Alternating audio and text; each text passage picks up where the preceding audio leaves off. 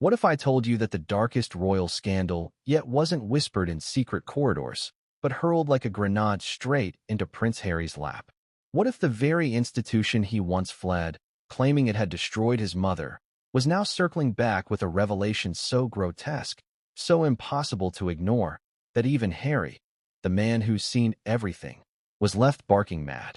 You've heard the rumors, the whispers, the late-night tweets. But what if I told you that this wasn't just gossip?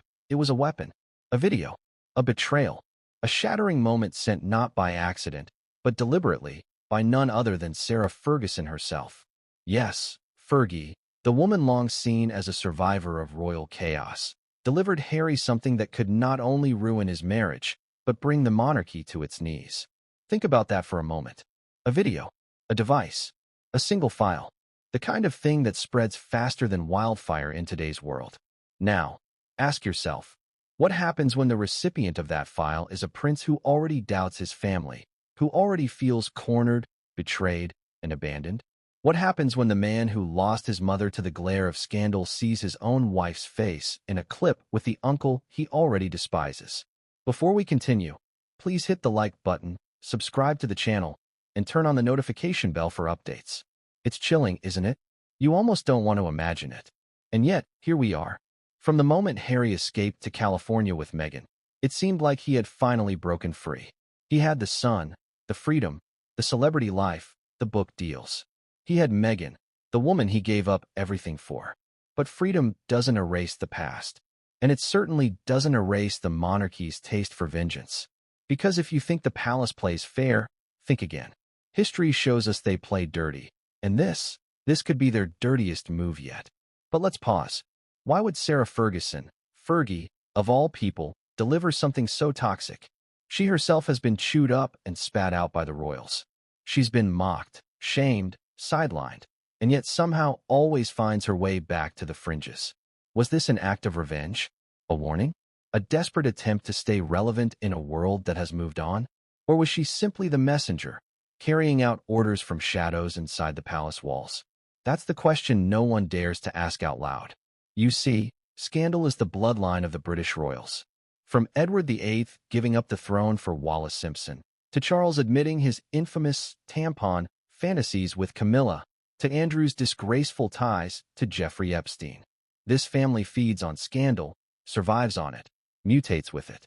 But each scandal leaves scars. Each one pushes the monarchy closer to the brink.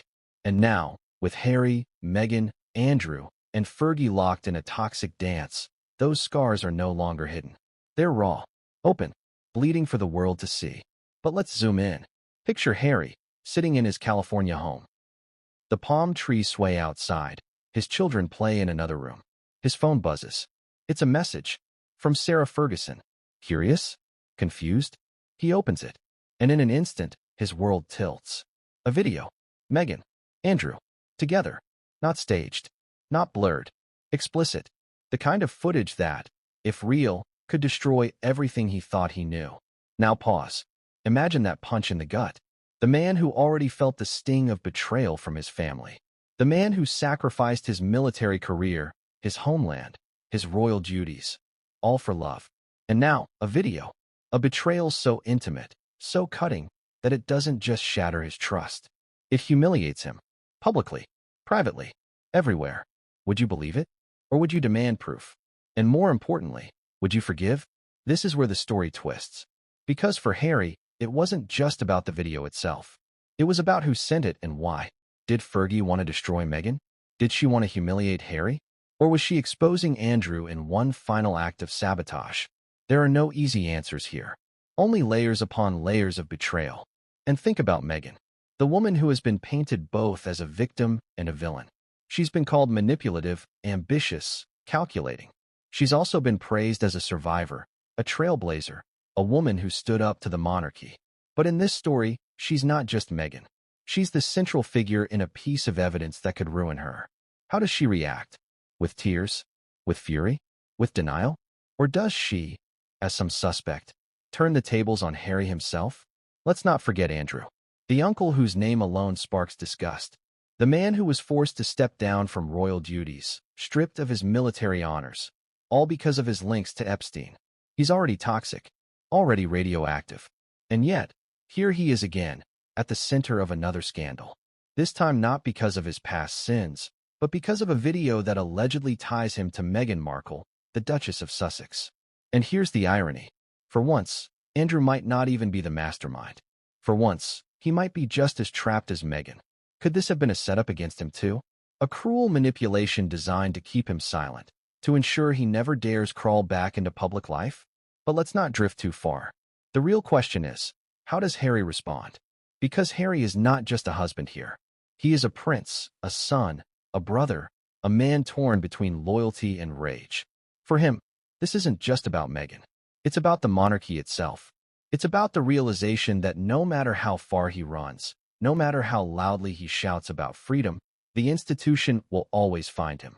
It will always pull him back into its web of lies, secrets, and humiliations. And the timing. Oh, the timing. Why now? Why? After everything. After Spare, after Netflix, after interviews, after the endless wars with William and Charles. Why would this land on Harry's doorstep now? Because timing is never random in the royal family. Timing is everything. Scandals are leaked, stories are planted, and lives are destroyed, all to protect the crown. So let me ask you, was this video real? Was it doctored? Was it a deep fake designed to look authentic? In today's world, where technology blurs the line between truth and fiction, that possibility is not just plausible, it's terrifying. Could the monarchy be weaponizing deepfake technology to silence its enemies? To destroy Meghan once and for all? To break Harry completely? These are not wild questions. They are the questions we must ask if we are to understand the depths of this game. And now, the biggest twist, the message that came with the video. Because Fergie didn't just send the clip. She attached a note. Short, sharp, brutal. Words that cut deeper than the video itself. Words that made Harry realize this wasn't just about his marriage. This was about war. And that's where we end this introduction. Because what comes next is darker, uglier, and far more dangerous than any of us imagined. The video was just the beginning. The real story was only about to unfold. How many scandals can one family endure before it finally collapses under the weight of its own secrets? That is the haunting question that hangs over the British monarchy today. And it is the very stage upon which this latest explosive chapter unfolds. The truth is, the royals have always thrived on scandal, even as they pretended to rise above it. But this one, the one involving Harry, Meghan, Andrew, and Sarah Ferguson, could eclipse them all. Scandal has been the monarchy's curse and its lifeblood. Think back. King Edward VIII abandoned the throne in 1936 because he couldn't give up Wallis Simpson, a twice-divorced American woman. The crown was shaken, the country divided, and the world stunned. It was the first major crack in the illusion of royal perfection. Fast forward a few decades, and you find Princess Margaret, sister to Queen Elizabeth II, caught up in affairs and public heartbreaks. Even she, bound by duty, couldn't resist the pull of forbidden love. Then came Diana, the people's princess, the woman who lit up the monarchy with grace, but also exposed its darkest flaws. Charles admitted, on national television, that he had cheated on her with Camilla. Diana herself revealed the depth of betrayal. The three of us in this marriage, confession that forever changed how the public saw the crown. That single scandal fractured the fairy tale, and the monarchy has never recovered its former glow. But even that wasn't the end. Scandal after scandal piled on. Prince Andrew's name became synonymous with disgrace after his connection to Jeffrey Epstein, a convicted sex offender, blew open. His infamous BBC interview, stammering through excuses, denying sweat, clinging to absurd details, cemented him as a symbol of royal corruption and arrogance. For the first time, the Queen was forced to cut off one of her own sons, stripping him of military titles and royal duties. It was unprecedented. And then, the new generation, William and Harry. The golden heirs who were supposed to modernize the monarchy. William, groomed for the crown. Harry, the spare with a rebellious streak. For a while, it worked. The brothers stood united at Diana's funeral, walked side by side at royal events, and appeared to represent hope for a younger, fresher monarchy. But the unity crumbled. The arrival of Meghan Markle was the tipping point. She was everything the monarchy wasn't: mixed race, outspoken, American, divorced.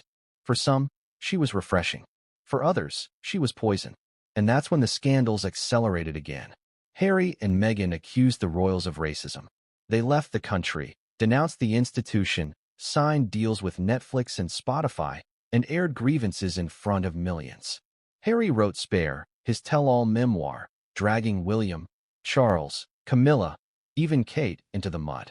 Every page felt like another stab at the family that raised him.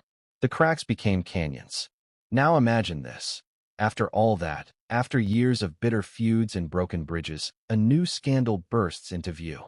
One so sordid, so deeply personal, that it makes Oprah's interview look like child's play. Sarah Ferguson, the Duchess of York, once the outsider herself, steps forward, not with words, but with a video. A video allegedly showing Meghan with Andrew. Just saying those names together feels like setting fire to a powder keg. But here's the thing. This isn't just another scandal.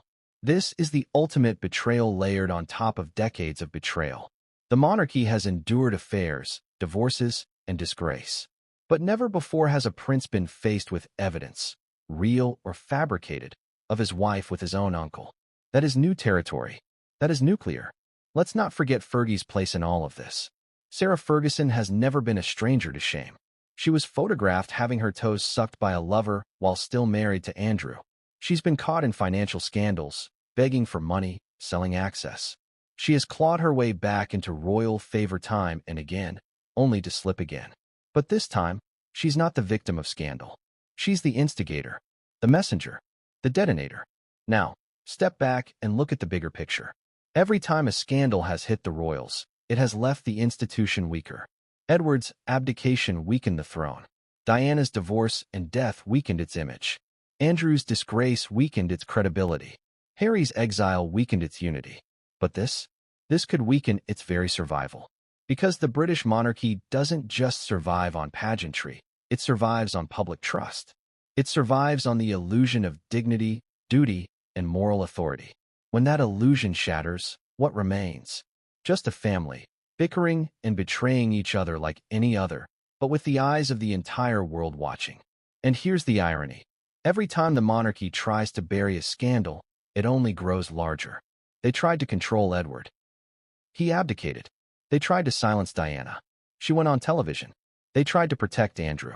He humiliated himself on the BBC. They tried to discredit Meghan. She fled and took Harry with her. Now, with this alleged video, they may have tried to humiliate Harry, but instead, they may have opened a Pandora's box that could destroy them all. So ask yourself, how many scandals can one family endure before it all comes crashing down? Is this the one that finally pushes the monarchy past the point of no return? Or will they, as always, survive, adapt, and carry on? Because here's the chilling truth. For all the pain, for all the betrayals, the monarchy has always found a way to twist the narrative, to turn scandal into survival. But this time feels different. This time, the wound is too personal, the betrayal too sharp, the humiliation too great. And when Prince Harry finally reacts, it won't just be as a husband or a son. It will be as a man who has lost everything, again. And that's the question no one dares ask out loud. What happens when Harry, the son who fled to save himself, realizes he's been dragged back into the monarchy's ugliest war yet? But remember, this is only the beginning. Because while the House of Windsor has always thrived on scandal, what Sarah Ferguson was about to do next would push even this family of survivors into territory so dark, so unthinkable, that even the crown itself might not survive it. Why would Sarah Ferguson, of all people, step into the battlefield of royal chaos armed with something so explosive it could tear the monarchy apart? That's the question everyone is asking. And to understand the answer, we have to dive deep into Fergie herself, her past, her scandals, her grudges, and her unshakable connection to Prince Andrew. Because this wasn't a random move. This wasn't an accident. This was calculated. And when you see the full picture, you'll realize that Sarah Ferguson may be the most unpredictable player in this game of royal survival. Let's rewind. Sarah Ferguson, known to the tabloids as Fergie, entered the royal stage in the mid-1980s when she married Prince Andrew. At first, she was the breath of fresh air the monarchy needed. She was vibrant, red-haired, funny, relatable. She wasn't the stiff, rehearsed royal stereotype. The public adored her. But soon enough, the cracks began to show. She overspent. She broke protocol. She chased fun rather than duty. And then came the scandals. One of the most infamous? The toe-sucking scandal. Yes, it sounds absurd, but it's true. Photographs surfaced of Fergie having her toes kissed and sucked by her financial advisor while she was still married to Andrew. The monarchy was humiliated. The Queen was reportedly horrified. And overnight, Sarah went from royal darling to royal disgrace. That single scandal cast a shadow over her for decades. But Fergie never disappeared. That's the thing about her. She always clawed her way back. She turned up on talk shows. She wrote children's books. She worked with Oprah. She even became a weight loss spokesperson. Time and again, she tried to reinvent herself. And yet, the royals never fully let her back in. She remained on the edge of the family, close enough to be tolerated, far enough to be excluded. And through it all, one constant remained, her tie to Prince Andrew. Despite their divorce, Sarah and Andrew never really separated. They lived together on and off. They raised their daughters together. They vacationed together. Even now, they reportedly share the same home. It's a bizarre relationship, neither romantic nor fully detached. But it means one thing. Fergie has always had access to Andrew. His secrets, his weaknesses, his scandals. So why now? Why send Harry a video that ties Meghan to Andrew? Because Fergie knows the royal game better than anyone. She knows when to play the victim, when to play the survivor, and when to play the bomb thrower. This was her moment. She saw an opening in a family already fractured. Harry and Meghan at war with the palace. Andrew disgraced and clinging to relevance. Charles battling illness rumors. William carrying the weight of the crown's future. The monarchy has never been weaker. And into that weakness, Sarah Ferguson inserted herself with a weapon. But let's not be naive. This wasn't just about Harry. Fergie's move could have multiple motives. Revenge is one. For decades, she's been mocked by the press, sidelined by the royals, treated like a nuisance. Sending Harry the video could be her way of saying, I'm still here, and I can still burn this place down. Another motive? Protection. By putting Andrew in the spotlight again, she may be shielding him from bigger scandals still lurking in the shadows. Better to control the narrative with one shocking leak than wait for an uncontrolled bombshell to drop later. Or perhaps it was something darker. Perhaps Fergie wasn't acting alone. The palace is notorious for using middlemen, scapegoats, and pawns.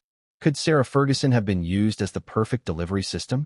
She has just enough distance from the crown to be disavowed if necessary, but just enough credibility as Andrew's ex-wife to be taken seriously. If someone in the palace wanted to destroy Harry and Meghan's relationship once and for all, Fergie would be the ideal messenger. Now let's consider the method. Fergie didn't just leak this video to the press. She didn't send it to a tabloid or drop it online. No, she sent it directly to Harry. That's important. That's personal. That's intimate warfare. She wanted Harry to see it before anyone else. She wanted the betrayal to cut straight through him, privately, before it exploded publicly. Imagine the psychological damage of that. Not just humiliation, but humiliation delivered by someone Harry once considered harmless, even kind. And what about Meghan? How does she see Fergie? Publicly, Meghan has often been compared to Sarah Ferguson. Both were outsiders. Both were chewed up by the press. Both were accused of breaking royal rules. Meghan may have even felt a certain kinship with Fergie, a sense that they were two women who understood what it meant to be devoured by the crown. And yet here was Fergie, of all people, handing her over to the wolves. Betrayal doesn't even begin to describe it. But here's where it gets even more sinister. Fergie knows exactly what Andrew represents. She knows his past, his disgrace, his Epstein connections. By tying Meghan's image to Andrew, she wasn't just attacking Meghan. She was contaminating her. She was taking Meghan, who has fought for years to be seen as a victim of royal cruelty, and placing her next to the most toxic royal of all. It was a masterstroke of reputational destruction. And let's not forget timing. Why now? Because the monarchy is on shaky ground. Charles faces constant questions about his health.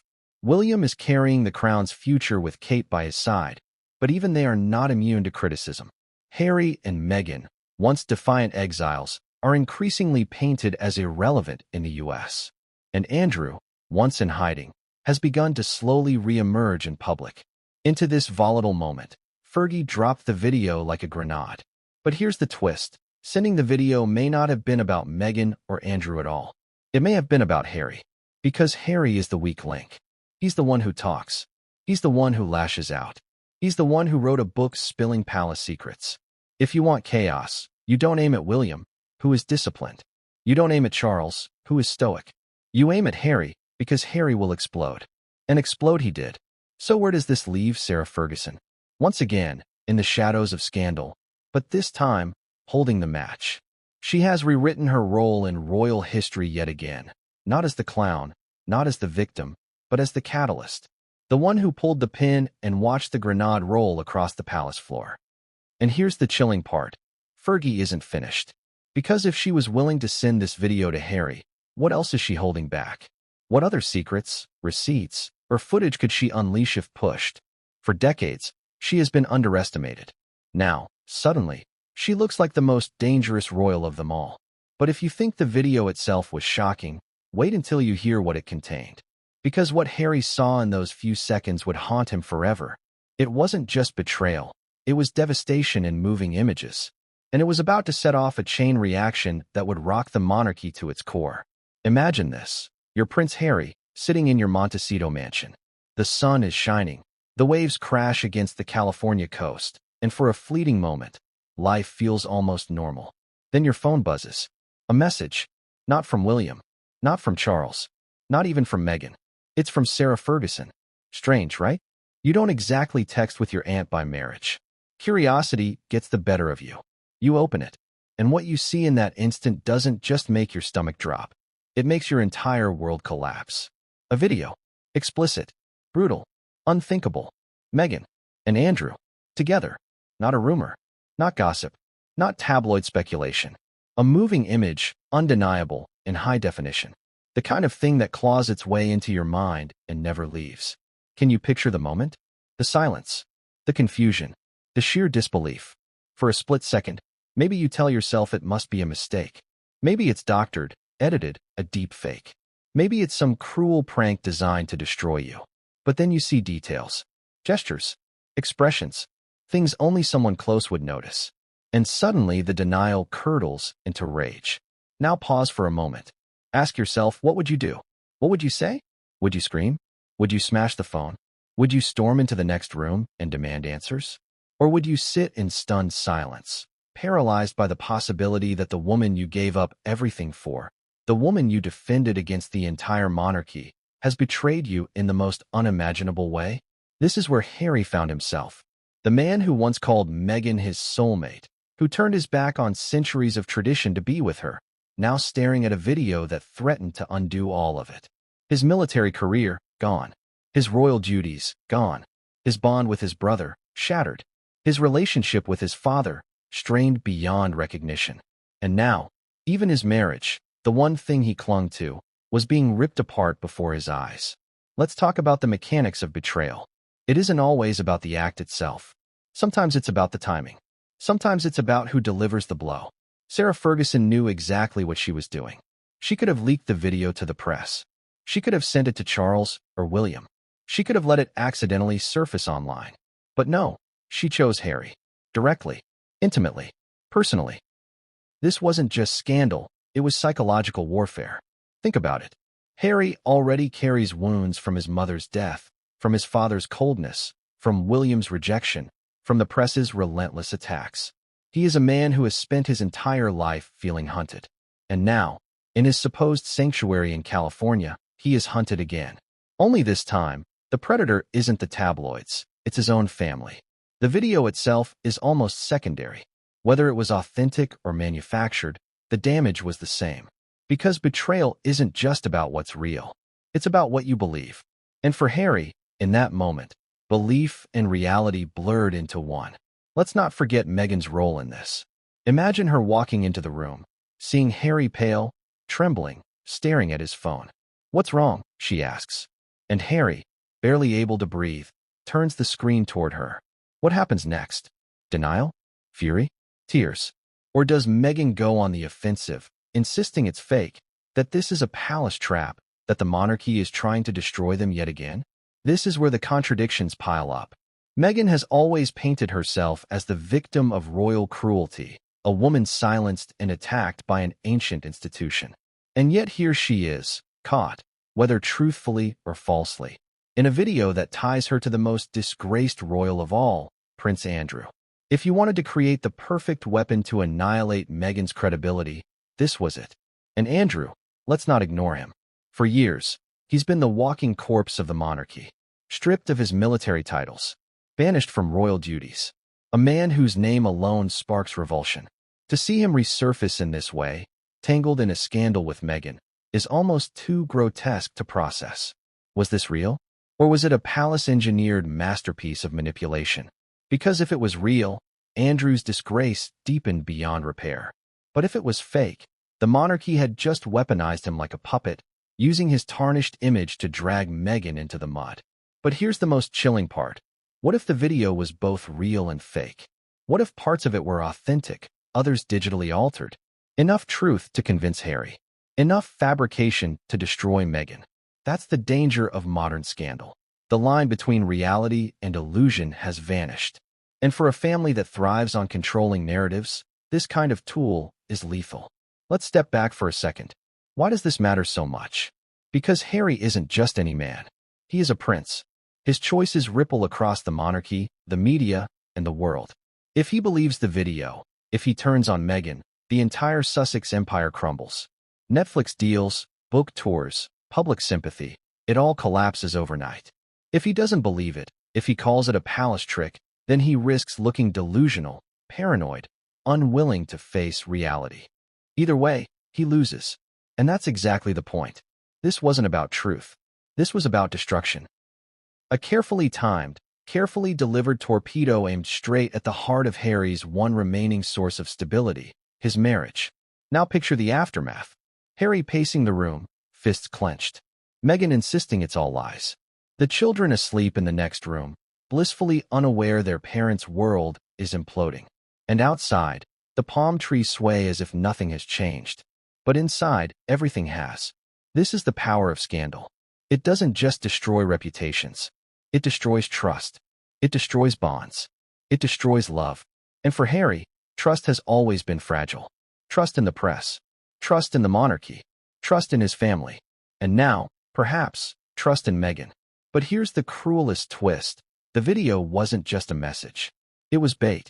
And whether Harry swallowed it whole or spat it out, the palace knew one thing. He would never be the same again. Because what Harry didn't know in that moment was that the video was only the first move. What came next would drag him deeper into a nightmare he couldn't escape. And the cinder, Sarah Ferguson, wasn't finished yet. Was Meghan Markle really connected to Prince Andrew in such a way? Or was this all a sick, twisted illusion crafted to annihilate her? That's the question that makes this scandal so poisonous. Because if it's true, then Meghan's entire image, her marriage, and her carefully built narrative of victimhood implode overnight. And if it's false, then it means someone inside the royal machine has gone to unimaginable lengths to weaponize the most disgraced royal against the woman they see as the ultimate threat. Either way, it's unthinkable. Let's begin with Andrew. Prince Andrew has always been the monarchy's Achilles heel. His friendship with Jeffrey Epstein turned him into a pariah. His name is synonymous with shame, corruption, and moral rot. Remember that infamous BBC interview? The one where he denied sweating, claimed he couldn't remember meeting Virginia Giuffre, and looked like a man drowning in his own lies. That single moment cemented his reputation as untouchable in the worst way. No charity, no public role, no royal duty could survive the stench of Andrew's disgrace. He was effectively erased from the monarchy, hidden in Windsor like an embarrassing secret the family hoped everyone would forget. Now imagine attaching Meghan's name to his. Meghan, the woman who has spent years branding herself as a survivor, a voice for women, an advocate for justice and mental health. Meghan, the one who stood on Oprah's couch and claimed she had been silenced by the palace. The one who told the world she had endured racism and cruelty at the hands of the crown. To tie her, even falsely, to Andrew is the ultimate act of character assassination. It's taking everything she has fought to stand for and staining it with Andrew's poison. But here's where the story becomes a labyrinth of contradictions. Meghan has always positioned herself as the outsider who couldn't be controlled by the monarchy. She is proud, sharp, strategic. She knows the power of perception. She understands the global stage better than most royals. So ask yourself, would Meghan ever risk everything by becoming entangled with Andrew? A man who carries with him not just scandal, but the vilest associations imaginable? It makes no sense. Which leads us to a darker possibility, that this was never about what Meghan did. It was about what the palace wanted people to believe she did. Because the truth doesn't always matter in royal warfare. Perception is the real currency. And if the palace, or Sarah Ferguson, could plant an image, a rumor, a video tying Meghan to Andrew, then they wouldn't just be hurting Meghan. They'd be killing Harry's credibility too. Because how can the man who cried out against palace cruelty defend a wife tainted by the most disgraced royal of all? Still, we can't ignore the personal layer. Think about Harry, watching the video, trying to process what he's seeing. He has always distrusted Andrew. He never liked him. He has openly despised the way Andrew embarrassed the family.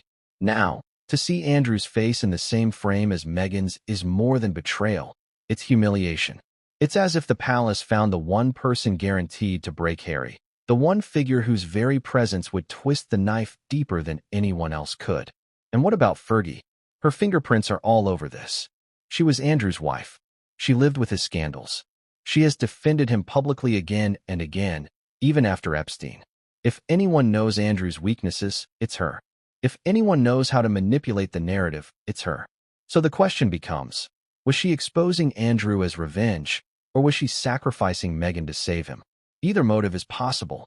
That's the genius and the horror of this move. Now let's address the shadow hanging over this entire scandal: technology. Deepfakes. In an era where artificial intelligence can create videos so realistic they fool the sharpest eyes, who's to say this video was real at all? Could it have been manufactured, frame by frame, to look authentic? Could Meghan's face have been digitally pasted onto another body?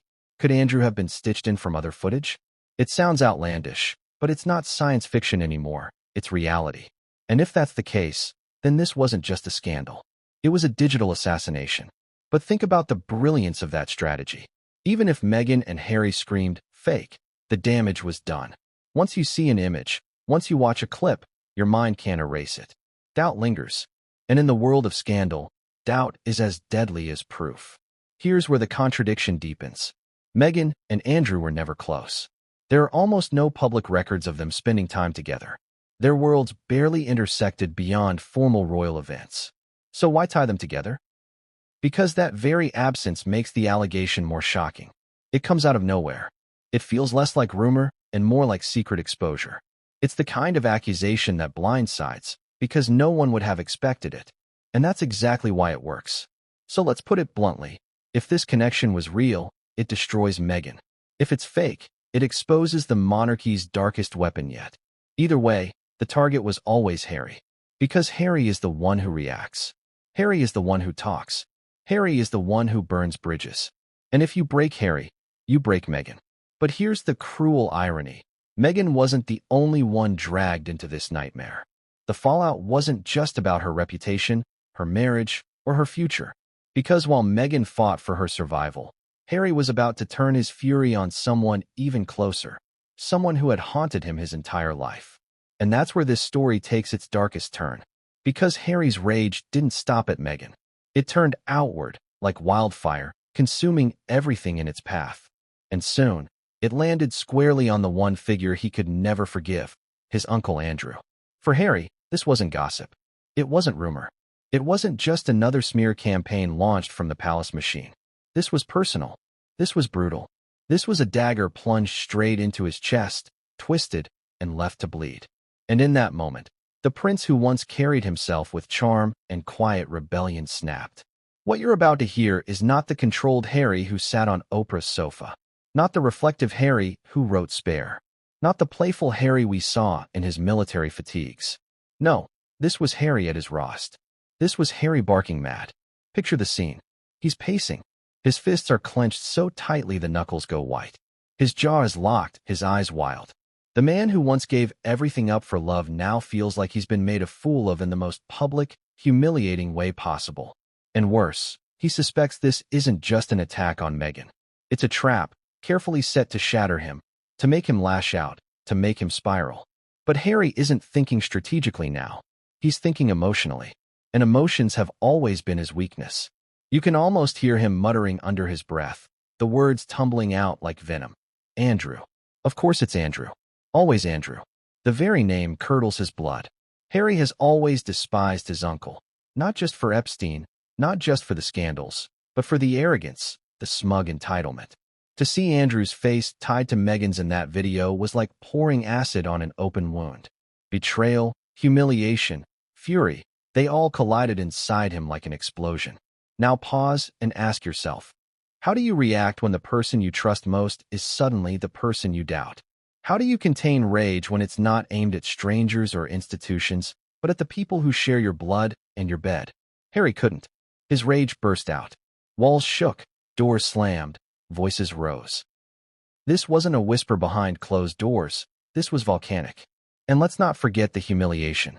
Harry has built his entire post-royal identity on loyalty to Meghan. He gave up his military career, his royal privileges, even his relationship with William, all for her. He defended her against the crown, against the press, against the entire establishment. He painted himself as the husband who would never fail her. And now? Now he was staring at an image that made him look like a fool. To the palace, to the world, to himself. That humiliation turned into something darker, rage against the system. Because Harry knows how the palace works. Leaks, manipulation, planted stories. He's seen it all before. He's lived it. So part of him knew immediately, this was orchestrated. This wasn't coincidence. This wasn't random. This was war. And who better to be the enemy's chosen weapon than his disgraced Uncle Andrew? The perfect face to set Harry ablaze. But here's the twist. Rage has two edges. One side strikes outward, against enemies. The other turns inward, against those closest to you. Meghan, insisting the video was fake, may have expected Harry's immediate trust. But Harry's mind was spinning, poisoned by doubt. His voice cracked as he shouted the question no husband ever wants to ask. Is it true? That single line cut through the air like a blade. And with it, the bond between them trembled. Imagine Meghan's face in that moment. Fury, heartbreak, disbelief. Her husband, the man who defended her against the monarchy itself, was now questioning her loyalty. For Meghan, it wasn't just an attack from the outside. It was betrayal from within. And that's when the shouting began. Two voices, clashing, colliding, each one louder than the other. Harry demanding answers. Meghan demanding trust. But even as their fight escalated, Harry's rage found another target. Andrew, the uncle who had shamed the family for years, the man Harry wished would vanish into obscurity forever. Now, suddenly, Andrew was back, polluting Harry's life yet again. It was as if Andrew had risen from the ashes of scandal not just to haunt the crown, but to haunt Harry personally. And Harry wanted blood. This is where the story grows darker. Because Harry's rage wasn't just emotional, it was strategic. For the first time, he began to consider the unthinkable, going public, not with tears or accusations, but with vengeance. What if he exposed Andrew further? What if he dragged every secret into the light, no matter the cost? For Harry, it wasn't just about defending Meghan anymore. It was about destroying the man who had humiliated him. But rage is unpredictable. One minute it was aimed at Andrew, the next at Meghan, the next at the monarchy itself. Harry's fury ricocheted like a bullet in a locked room, hitting everything and everyone around him. And the more he thought about Fergie's role, the delivery of the video, the deliberate cruelty, the more he realized he wasn't just fighting Andrew or Meghan. He was fighting the entire machinery of royal scandal. Now think about the optics. A furious Harry, pacing and shouting in Montecito, while the world outside sees nothing but palm trees and blue skies. To the neighbors, it's just another quiet California afternoon. To Harry, it's the end of the world. And inside those walls, rage has transformed him. He is no longer the prince pleading for peace. He is the son of Diana, the rebel of the monarchy, the man who has nothing left to lose. And that is dangerous. Because a man with nothing left to lose is a man the palace fears most. But here's the cliffhanger. As Harry's rage reached its boiling point, something shifted.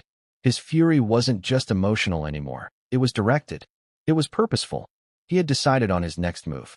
A move so drastic, so uncontainable, that once set in motion, there would be no turning back. And that move? It began with a chilling realization. Sarah Ferguson hadn't just sent him a video. She had sent him a message, a declaration, a threat.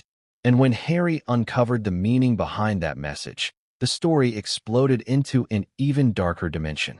Why did Sarah Ferguson wait until now? That question gnawed at Harry as he replayed the events over and over in his mind. Because timing, in the royal family, is never accidental. Scandals don't erupt spontaneously. They are released, like trained hounds, exactly when they will do the most damage. And if Fergie was the one pulling the trigger this time, then the real question is, whose orders was she following? Let's peel back the layers. Sarah Ferguson has always had a strange, almost parasitic relationship with the monarchy. She was never fully inside the circle, but never completely out either. Divorced from Andrew, disgraced by the toe-sucking scandal, humiliated by debts and financial collapses, she should have been finished. And yet, somehow, she lingered. Invited to certain family events, photographed at Windsor, still clinging to the title Duchess of York. She wasn't a royal, but she wasn't not a royal either. That gray zone gave her leverage. She could move in ways William or Charles never could. She could be messy, scandalous, even treacherous, and the palace could always disavow her. That made her the perfect operative. So why now? Harry's memoir Spare had already embarrassed the family. Meghan's interviews had painted the monarchy as cold and racist. Charles was struggling with questions about his health. William and Kate were fighting to hold up the image of stability. Andrew was already destroyed in the public eye. In other words, the institution was wobbling. And when the crown wobbles, someone always becomes the sacrifice. This time, it looked like Meghan was the chosen one. But here's where the intrigue deepens. Did Fergie act alone, or was she carrying out a darker agenda for the palace? She has always been desperate for royal approval. She knows her survival depends on proximity to the crown. Leaking or delivering that video to Harry may not have been an act of rebellion. It may have been an act of obedience. A way of saying to the monarchy, I can still be useful. I can still do your dirty work. Now think about this. Alongside the video, Fergie included a message. Short, ominous, cryptic.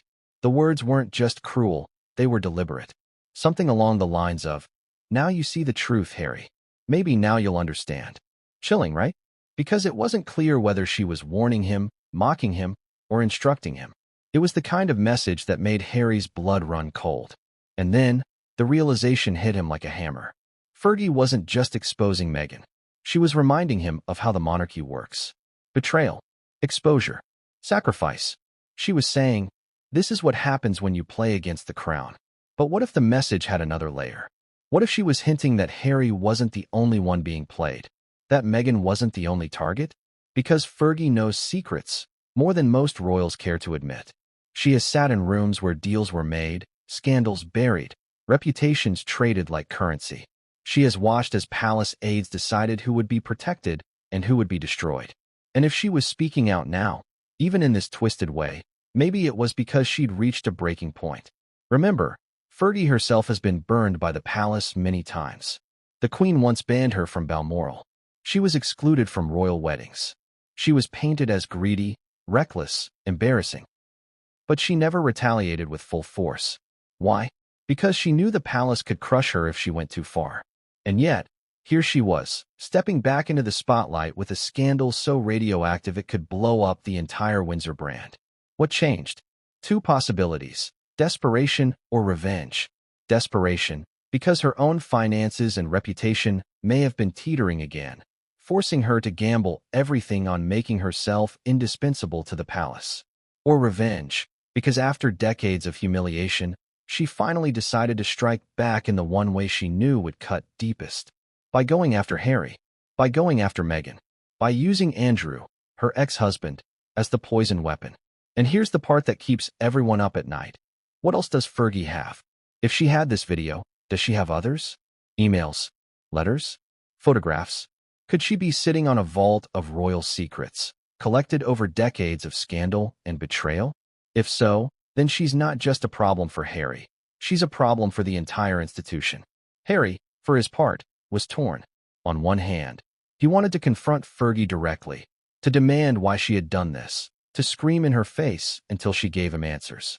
On the other, he feared exactly what she might say if he pushed too hard, because the truth can be more dangerous than lies. And deep down, Harry already knew. If Fergie had dared send him this, it meant the monarchy's hands were in it too. The palace, of course, would never admit involvement. They would distance themselves. They would leak whispers that Fergie acted recklessly, without authorization. But anyone who knows how the monarchy operates understands the truth. Nothing of this magnitude happens by accident. Nothing of this scale slips through without approval. So now Harry was left with a choice. Does he expose Fergie, accuse her publicly, and risk being dismissed as paranoid yet again? Or does he hold back, simmering with fury, while knowing this was only the opening move in a much larger game? And just when he thought he'd reached the peak of betrayal, Harry uncovered something else. A chilling clue buried in the digital trail of the video itself. Something that suggested this wasn't just Fergie's doing. Something that pointed straight back to the heart of the palace. But that discovery would only come later. For now, Harry was still reeling from the message, still shaking with rage, still trying to process how the woman once mocked as Fergie the Fool had suddenly become the deadliest player on the board. And the cruelest twist? Meghan's reaction was about to make everything worse. Because when Harry confronted her about the video, her response didn't soothe him. It lit the fuse all over again. How do you deny the undeniable? How do you fight back when your own husband, your only true ally against an institution you've both branded as toxic, looks you in the eyes and asks the question you thought he'd never utter? Is it true? For Meghan Markle, this was the moment everything cracked. Because Harry's question wasn't just about the video. It wasn't just about Andrew. It was about trust. The silence between them was electric, suffocating. Meghan's chest rose and fell sharply. Her eyes widened, then narrowed. Fury burned in them. But beneath the fury was something else, fear. The kind of fear that only comes when you realize your carefully controlled narrative, your story of victimhood and resilience, is slipping from your grasp. Are you serious? She snapped, her voice cutting through the tension like glass shattering on marble. After everything? After what we've been through? After how I stood by you when the entire world called you weak? Now you're going to look at me and ask me if that filth is true? Harry didn't respond immediately. He couldn't. He was torn between his love for her and the poison of doubt dripping through his veins. The video had burned itself into his mind, and no matter how much he wanted to dismiss it as a fake, the seed had been planted. And that's how scandal works. Not with certainty, but with doubt. Doubt is corrosive. Doubt eats through love faster than any direct betrayal. Meghan knew this. She'd studied public relations. She'd maneuvered through Hollywood. She'd navigated the toxic British press. She understood better than anyone that perception is everything. So she did what she has always done. She went on the offensive. This is a setup, she declared, her voice trembling with both rage and desperation. This is the palace. This is them doing what they always do, destroying me to destroy you. They couldn't silence us. They couldn't shut us down. So now they've stooped to this. Can't you see it? But Harry wasn't ready to be calmed. His breathing was heavy, his fists still clenched. Then explain it to me, Meghan, he shot back. Explain why I just saw my wife, with Andrew of all people. Tell me why Sarah sent it to me. Tell me why I'm standing here feeling like the biggest fool in the world. The words hung in the air, heavy and poisonous. Meghan's face hardened. She felt the walls closing in. To her, this wasn't just a marital fight. It was a test. If Harry doubted her now, even for a second, then everything they'd built together could collapse. The book deals, the brand, the empire of sympathy and defiance. They all depended on their unity. So Meghan did what she had to. She turned the spotlight back onto him. Do you even hear yourself? She spat, her voice trembling. You're blaming me because of something she did. Sarah Ferguson, the same woman who humiliated this family decades ago, the same woman they've always used as a pawn. And you're falling for it. You're letting them win. You're giving them exactly what they want. Harry, barking mad, tearing his own marriage apart. Her words cut deep because they were true and manipulative all at once. Yes, Harry was angry. Yes, he was falling into the palace's trap. But Meghan's fury wasn't just about defending herself. It was about controlling the narrative, even in their own living room. Tears finally welled in her eyes. But whether they were genuine or strategic, Harry couldn't tell. That was the worst part. He used to know. He used to read every flicker of her expression, every quiver in her voice. But now, after seeing that video, he wasn't sure anymore. His own instincts betrayed him. "Look at me," Meghan said, her voice breaking now, softer, but still sharp enough to pierce him. "Do you really think I would ever go near Andrew? That man. After everything we know about him? After Epstein? After all the disgrace he's brought? Do you think I would risk our children, our future, our entire life, just to what? Be with him? Is that what you think of me?" Harry's shoulders slumped. The rage didn't vanish, but it faltered. He wanted to believe her. He needed to believe her. But the image wouldn't leave his mind. The silence stretched again, each second hammering a wedge deeper between them. And then Meghan twisted the knife in the other direction. "If you can't trust me, Harry, then what's left? We gave up everything for each other. If you can't believe me when I tell you this is a lie, then maybe the crown has already won. Maybe they've already destroyed us, and you just can't see it." It was brutal. It was clever. It forced Harry to confront the unbearable possibility that his marriage was being dismantled not by Meghan, but by his own inability to trust her. It flipped the blame back onto him, making him feel guilty for doubting. It was the oldest strategy in the book, and it worked. But even as Meghan pushed him to believe her, even as she insisted this was a deep fake, a palace conspiracy, Harry noticed something unsettling. For the first time, she wasn't just angry at the monarchy. She was angry at him, truly angry. And that anger revealed a fracture in their relationship that no palace aide, no tabloid, no scandal had ever managed to expose before. Because when the shouting stopped, and the tears dried, and the silence swallowed them whole again, Harry was left with a single, devastating thought. If Meghan could so passionately deny this, why did he still feel the gnawing doubt? Why couldn't he let it go? And that's when the nightmare deepened. Because Andrew, silent until now, was about to be dragged back into the spotlight. And Harry's rage, already boiling, was about to find a new, very specific target. For Prince Andrew, the nightmare had never really ended. It had only been paused. He was already a pariah, already the black sheep of the monarchy.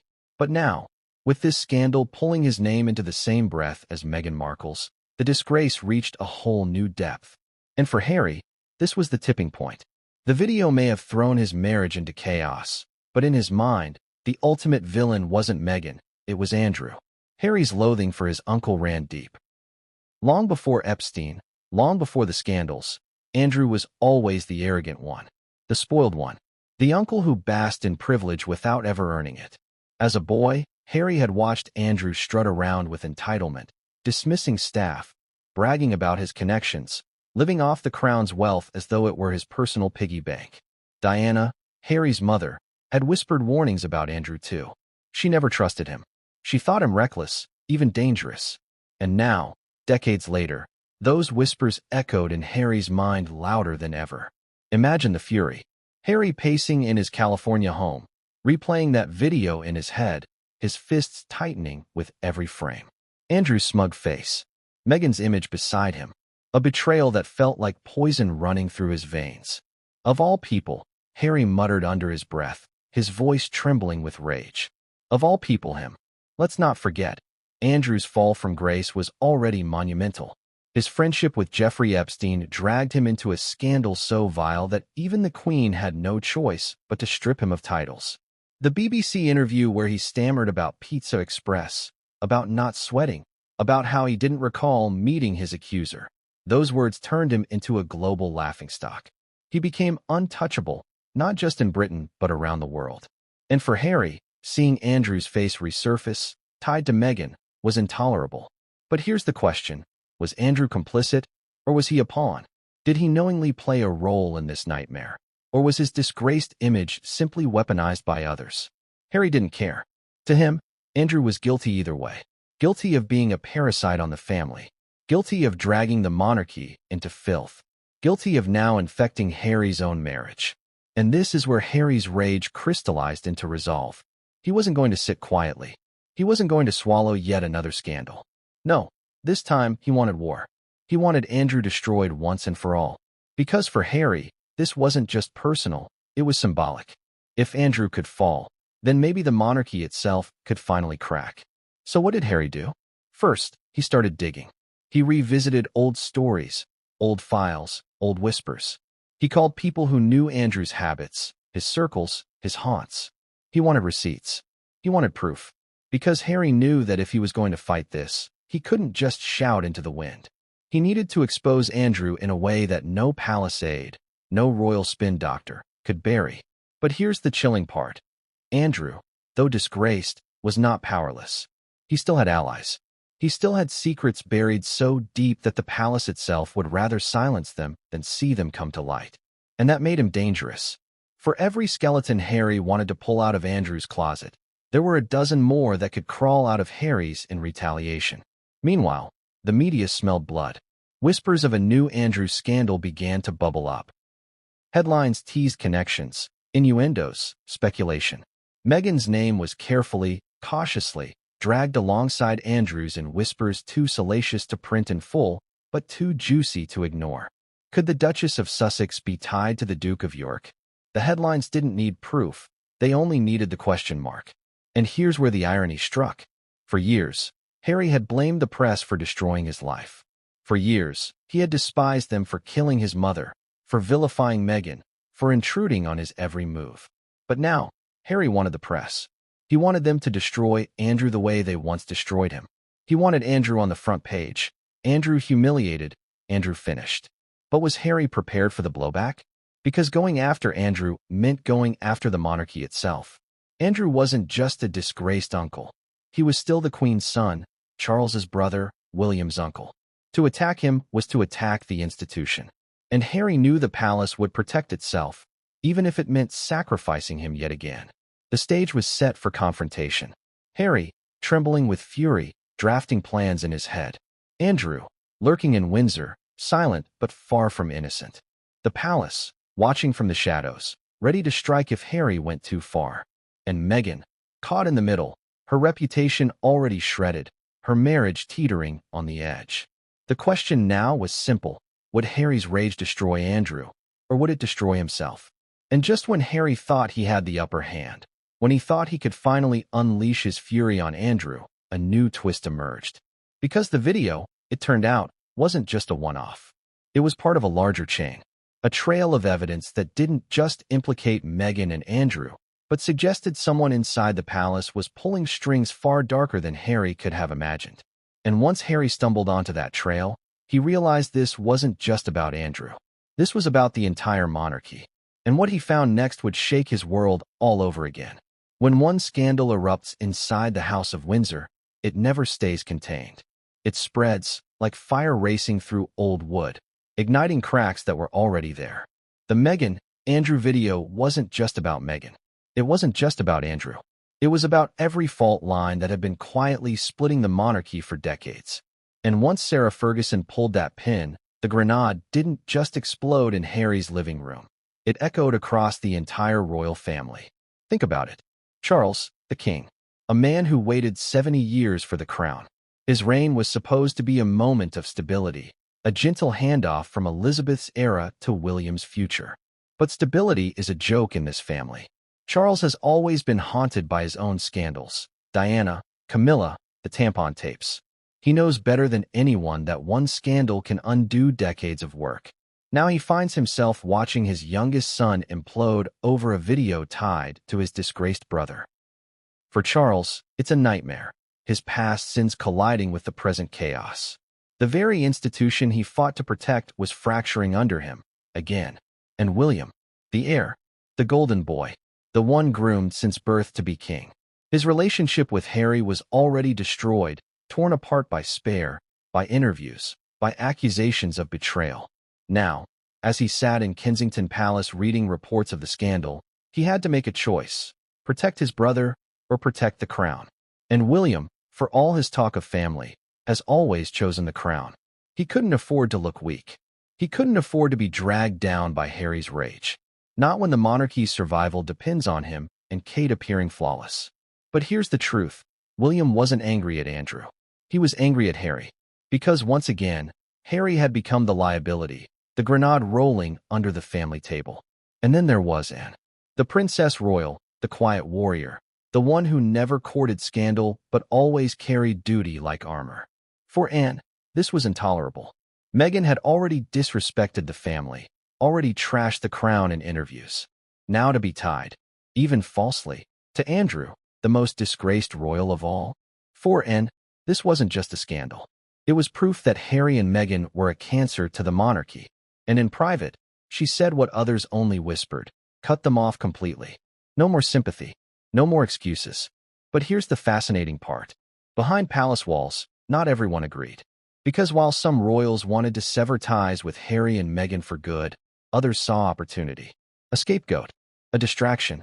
If Meghan was painted as the villain, then Andrew could quietly slip back into the shadows, his crimes buried under the noise of her disgrace.